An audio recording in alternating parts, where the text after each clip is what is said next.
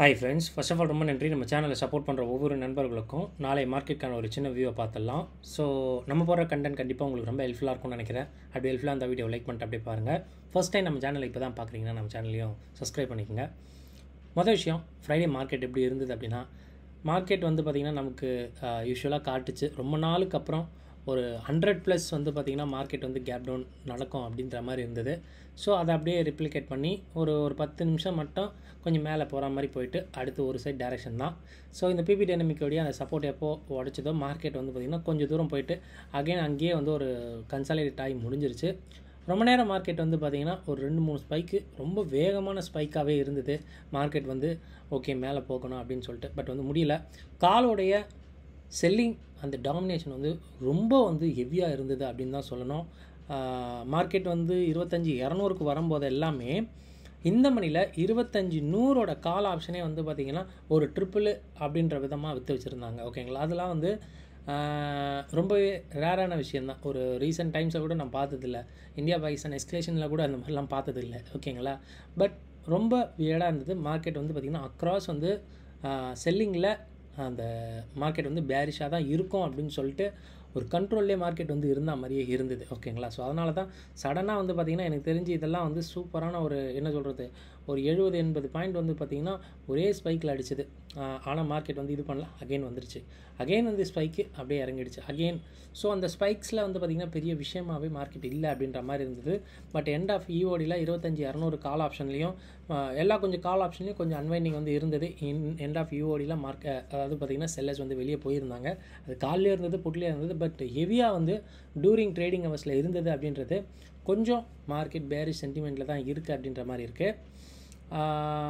நிஃப்டியோட Stradale premium 248 பாயிண்ட்டுக்கும் சென்செக்ஸ்க்கு வந்து ஒரு 555 பாயிண்ட்டுக்கும் இருக்குது. அதுக்கேற்ற ஒரு ரேஞ்சில் வால்டிலிட்டி இருக்கும். பட் இந்தியா விக்ஸ் ரொம்ப ரொம்ப கம்மியாக இருக்குது அப்படின்றதுனால இந்த ஒரு டவுன்லாம் கூட வந்து பார்த்திங்கன்னா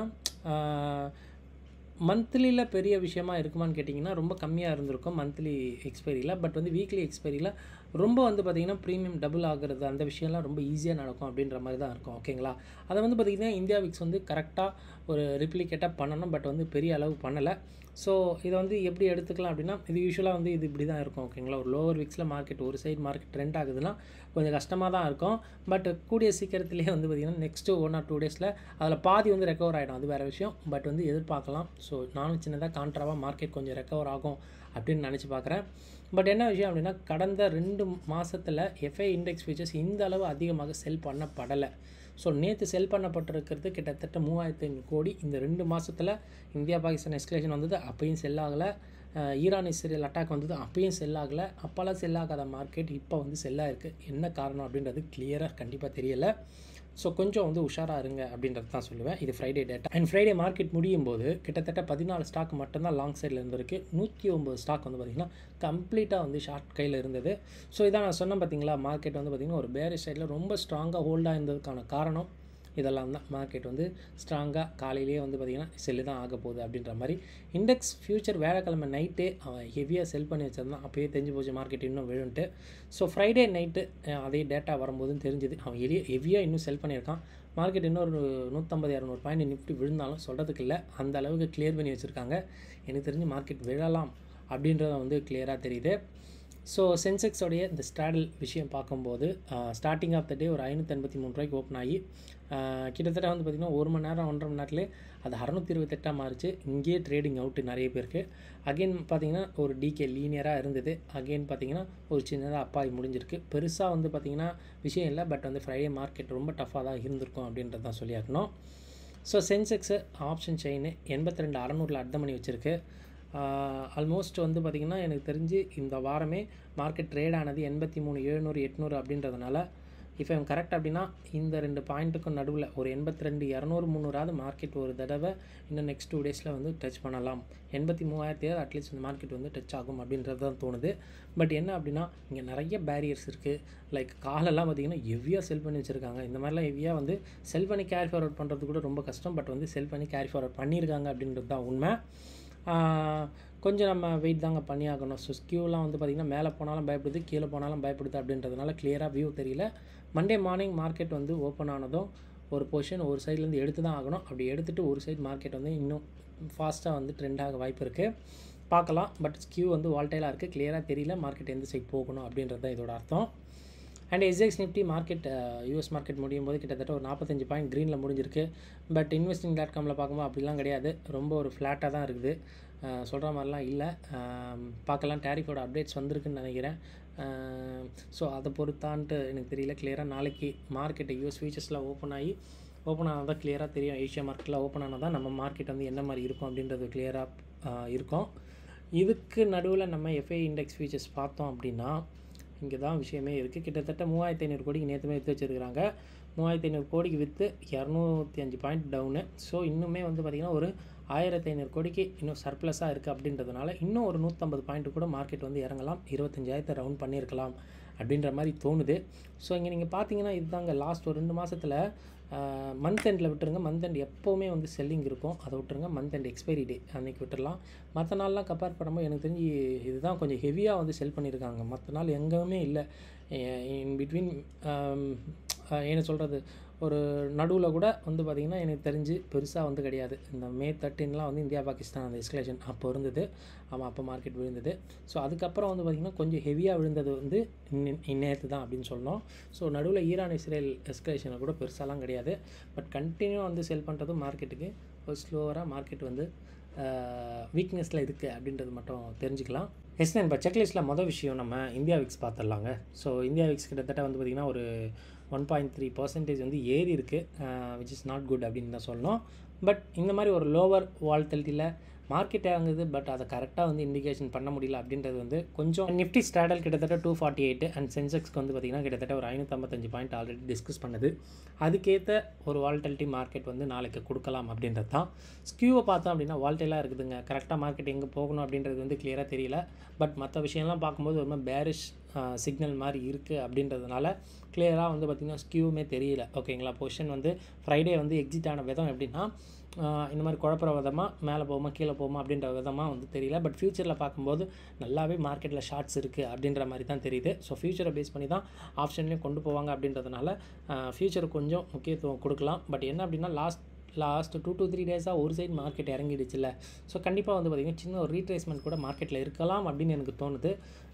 பார்க்கலாம். ஸோ டெக்னிக்கல்ஸாக லாஸ்ட் 2 டேஸோட ஐஎன் லோஸை மார்க்கெட் ஃபர்தராக உடைக்கும் போது ஒரு சைட் டைரக்ஷன் கண்டிப்பாக போகலாம். அண்ட் பிபி டைனமிக்கோட அந்த ரெசிஸ்டன்ஸ் அண்ட் சப்போர்ட்ஸையும் யூஸ் பண்ணிக்கோங்க. அதை வந்து மார்க்கெட் கண்டிப்பாக வந்து ரெஸ்பெக்ட் பண்ணும் most of the time. So அதுவுமே உங்களுக்கு ரொம்ப ஹெல்ப் பண்ணும் அப்படின்றது தான் சொல்லணும். ஸோ டேட்டா ஃபார் ஆப்ஷன் ட்ரேடர்ஸில் நம்ம நிஃப்டி இதை எடுக்கும்போது ஒரு 0.84% இறங்கியிருக்கு. கான்ட்ராக்ட் ஹெவியாக ஏறி இருக்குது. இந்த பாயிண்ட்டும் அப்படியே ஸ்லோவாக தான் இருக்குது. கண்டிப்பாக ஷார்ட் இருக்கும் அப்படின்றது எந்த ஒரு மாற்று கருத்தும் இல்லை. பேங்க் நிஃப்டி அதே தான், மார்க்கெட் இறங்கியிருக்கு, கான்ட்ராக்ட் இன்க்ரீஸ் ஆகிருக்கு, இந்த பாயிண்ட் இறங்கியிருக்கு, ஷார்ட்ஸ் இருக்கலாம். மிட் கேப் நிஃப்டி 1.5% இறங்கியிருக்கு, கான்ட்ராக்ட் ஏறி இருக்குது அண்ட் இந்த பாயிண்ட்டுமே இறங்கியிருக்கு. ஸோ கண்டிப்பாக ஷார்ட்ஸ் இருக்கலாம். அப்படியே பிசிஆர் கம்பேர் பண்ணும்போது எதுவுமே வந்து பார்த்திங்கன்னா இம்ப்ரூவ் ஆகலை. எல்லாமே ப்ரீவியஸ் டேவோட கம்பேர் பண்ணும்போது பிசிஆர் இறங்கியிருக்கு அப்படின்றது கண்டிப்பாக ஃப்யூச்சர்லேயும் சரி ஆப்ஷன்லேயும் ஸோ ஒரு பேரிஷ் சென்டிமெண்ட் தான் சொல்லுது. காலோட செல்லிங் ரொம்ப ஹெவியாக இருக்குது அப்படின்றத வந்து நம்ம ஒத்துக்கிட்டு தான் ஆகணும். ஸோ இதுக்கு பின்னாடி என்ன குக் பண்ணுறாங்க, இல்லை இதுக்கு பின்னாடி என்ன நியூஸ் வர இருக்கா அப்படின்றது வந்து கிளியராக வந்து நமக்கு தெரியல அப்படின்றது தான் சொல்லணும். ஸோ குளோபலாக பார்க்கும்போது வந்து யூஎஸ் ஃபியூச்சர்ஸ் வந்து டவுனு ஃப்ரைடே நைட்டு. கிரிப்டோ ஆக்சுவலாக வந்து பார்த்திங்கன்னா வேலைக்கிழமையிலேருந்து ஏறிட்டு இருந்தது. ஏறி ஒரு ஆல் டைம் ஆகிக்கிட்ட பிட்காயின்லாம் அப்படி கன்சாலிடேட் ஆகிட்டுருக்கு. பார்க்கலாம் என்ன அங்கே விஷயம் அப்படின்ட்டு. இப்போ இஸ்ரேல் மார்க்கெட் 2% டவுனு. எதுக்கு டவுன் அப்படின்றதுலாம் கிளியராக தெரியல. சவுதி மார்க்கெட் ஃப்ளாட்டாக இருக்குது. investing.comல போய் பாருங்கள், உங்களுக்கு புரியும். இப்போ ரன் ஆகிட்டுருக்கு. அண்ட் சிபிஐ டேட்டாவும் சேல்ஸ் டேட்டாவும் இந்த வாரம் வர இருக்குது. இந்தியாவுக்கும் இருக்குது அண்ட் யூஎஸ்க்கும் வர இருக்குது அப்படின்றதுனால கொஞ்சம் செவ்வாய் புதன் வேலைன்னு நினைக்கிறேன். இந்த 3 நாள் வந்து கொஞ்சம் மார்க்கெட்டுக்கு நியூஸ் இருக்குது அப்படின்றது மட்டும் தெரிஞ்சுக்குங்க. எஃப்எக்ஸ் ரிசர்வ் வெள்ளிக்கிழமை வந்திருந்தது, எதிர்பார்த்தது தான். கண்டினியூவாக எஃப்ஐ செல் பண்ணிக்கிட்டு இருக்கான் அப்படின்றதுனால பெருசாக அந்த விஷயம் இல்லை. அதையும் சேர்த்து ஒரு 3 பில்லியன் யூஎஸ்டி வந்து பார்த்திங்கன்னா இந்தியாவிலேருந்து வெளியே போயிருக்கு அப்படின்ற ஒரு விஷயம். ஸோ 702 பில்லியன்லேருந்து 699.74 பில்லியன் தான் இப்போதைக்கு கையில் இருக்குது. இது ஒரு சின்ன ஜஸ்ட் நியூஸு, ஃப்ரைடே வரும். ஸோ இது வந்து பார்த்துக்கணும் எப்போவுமே. ஸோ ஷார்ட்ஸ் இருக்குங்க மார்க்கெட்டில். Nifty will touch again 25K. ஓகேங்களா, ஸோ தாராளமாக வந்து டச் பண்ணலாம் அப்படின்றது தான் எனக்கு உள்ளுக்குள்ளே தோடிக்கிட்டு இருக்குது. ஸோ பிசிஆர் பார்த்தாலும் எஃப்ஐ இண்டெக்ஸ் ஃபியூச்சர்ஸ் பார்த்தாலும் எல்லாமே வீக்னஸாக தான் இருக்குது. பட் இந்தியா விக்ஸ் மட்டும்தான் ஏறலை. அது வந்து பார்த்திங்கன்னா சின்ன ஒரு இதுவாகவே இருந்துக்கிட்டு இருக்குது. ஸோ அதுவுமே ஒரு 10% ஏறிச்சு அப்படின்னா ஸோ ட்ரேட் பண்ணுறவங்க ஓகே ஏதோ ஒரு விஷயம் இருக்குது அப்படின்னு நினச்சி கூட வெளியே போயிடலாம். ஓகேங்களா, அதாவது ஸ்டாப் பண்ணி வைக்கலாம் ஒரு தற்காலிகமாக அப்படின்ற மாதிரி தான் நினைப்பேன் நான். பட் பெருசாக வந்து ஏறல. பட் வந்து மார்க்கெட் உடையிறது அப்படிலாம் வந்து பார்த்திங்கன்னா அழகாக அந்த டேவாக இருக்கட்டும், டே லோவாக இருக்கட்டும், எல்லாம் அந்த ஹடில் உடைக்கும் போதெல்லாம் அழகாக மார்க்கெட் வந்து உடச்சி போகுது. கிளியராக உடச்சி போகுது. ஃப்ரைடேலாம் பார்க்கும்போது ஒரு சைடு தான், எதுவுமே பண்ண முடியல அப்படின்ற மாதிரி தான் இருந்தது. ஸோ கன்க்ளூஷன் பார்க்கும்போது கான்ட்ரா மைண்ட் செட்டு ஒர்க் ஆகும் அப்படின்ற மாதிரி தோணுது. பட் ஸ்ட்ரிக்டாக வந்து ரிஸ்க்கு ஃபாலோ பண்ணணும், வேறு வழி இல்லை. ஸோ சின்ன ஒரு ரீட்ரேஸ்மெண்ட் வந்து மார்க்கெட்டில் இருக்கலாம் அப்படின்றது தான் தோணுது. அது இன்னும் 150 பாயிண்ட் போயிட்டு ரீட்ரேஸ் ஆகுமா, இல்லை இங்கேருந்து ரீட்ரேஸ் ஆகுமா அப்படின்றது வந்து ஒரு டவுட்ஃபுல் கொஷின். பட் சின்ஸ் வந்து கான்ட்ராவாக ட்ரை பண்ணலாம் சின்ன ரிஸ்க் வச்சு. Let's see. அண்ட் ஃபியூச்சர் வந்து பார்த்திங்கன்னா ரொம்ப வந்து வீக்னஸாக மார்க்கெட் இருக்குது அப்படின்ற மாதிரி தான் சொல்லுது. அப்படின்றதுனால கொஞ்சம் உஷாராக இருங்க. மார்க்கெட் ஃபர்தராக கூட விழலாம் அப்படின்ற மாதிரி தான் தோணுதுங்க. ஸோ டோட்டலாக வந்து பார்த்திங்கன்னா இவ்வளோ டேட்டா நம்ம பார்க்கும்போது எதுவுமே வந்து பாசிட்டிவாக சொல்கிறதுக்கு கிடையாது. எல்லாமே வந்து பார்த்திங்கன்னா மிக்ஸ்டாக தான் இருக்குது. கொஞ்சம் உஷாராக இருங்க. மார்க்கெட் ஓப்பன் ஆகட்டும்.